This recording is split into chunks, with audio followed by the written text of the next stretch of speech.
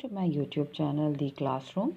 جیسے ہم نے بچوں کو مساوات کے ساتھ بھاری الفاظ کو انٹروڈیوس کرایا، اس کے بعد آپ ان کو جو ہے 3 رکنی اور 4 رکنی الفاظ کی اس طرح سے بھی ورک شیٹ بنا کے دے سکتے ہیں، اور ان کو بنوا کے ان کو جو ہے ایک ایک حروف کے ساتھ پہلے ہم نے بچوں کو سمجھانا ہے، پڑھانا ہے، اس کے بعد ہم بچوں کو جملہ سازی پہ لے کر آتے ہیں۔ اب آپ ان کو یہاں پر جو بتائیں کہ ہم نے جو بھاری الفاظ بنایا ہے، جھا کو او سے ملایا تو کیا بنا؟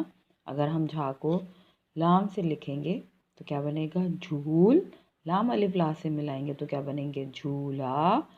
میم ساکن سے ملائیں گے تو بنے گا جھوم۔ میم رے سے ملائیں گے تو بنے گا جھومر۔ اب جیسے بھاوا بھو ال بھول، لام الف لا بھولا، بھاوا بھوک یعنی کاف، بھوک یعنی کاف ساکن کے ساتھ بھوک، پھر بھاوا بھو کاف الف کا کے ساتھ بھوکا۔ اب جیسے یہاں پہ ہے دھا او دھو، اب ہم اس کو کس سے ملائیں گے؟ آپ کا سے۔ یہاں پہ دھو کا، تا الف تا سے دھوتا، چھوٹی یہ سے بی تو کیا بنے گا؟ دھو بی۔ پھر میم سے ملائیں گے تو دھوم۔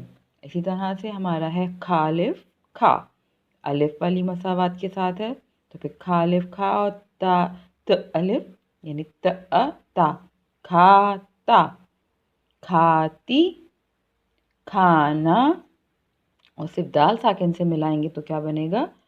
کھاد۔ اس طرح سے ہم نے بچوں کو مختلف بھاری الفاظ دیکھے، ان کو ایک ایک حروف پہ تہجی کے ساتھ یا لام الف لا کے ساتھ، کاف الف کا کے ساتھ، تا الف تا کے ساتھ، مختلف حروف کے ساتھ ہم نے بچوں کو جو ہے یہ نئے الفاظ سے انٹروڈیوس کرانا ہے تاکہ وہ ایک ایک حروف کو بنانا، سمجھنا سیکھ لیں۔ اس کے بعد ہم ان کی جملے سازی کے اوپر ہمیں آنا چاہیے۔